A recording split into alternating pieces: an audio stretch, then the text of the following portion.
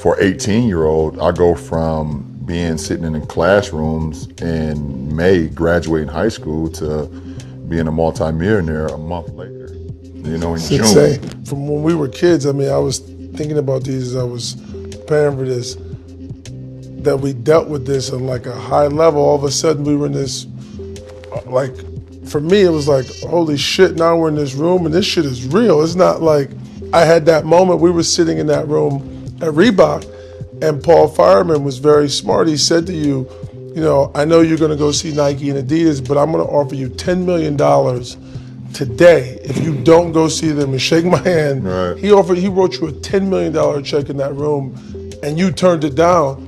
I can't say I would have turned it down. I mean, I think in the room I said, yo, let's take this check and get the hell out of here.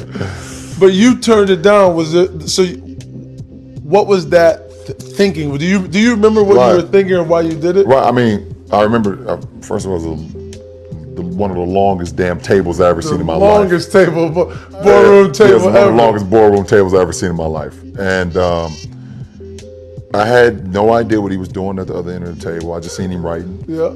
And he was talking, had his head down. He was making sure he didn't get anything wrong on that on that check. And when he slid it down there and he said, listen, if you take this right now, you know, you just promised me you won't go talk to Nike or Adidas, you know, you can take this right now.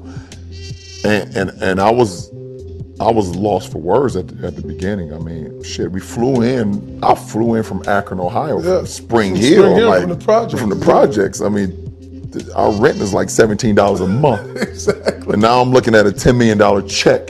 That you can leave with. Yeah, and go to high school and go back to the classroom the next day. I always tell people that you were going to homeroom the next morning. I was going to homeroom the next morning. So I'm like, holy shit. That's my first initial thing. And then I for some odd reason, I started thinking, like, if this guy, which is he's a great guy too, I still love him to this day. He's an unbelievable guy.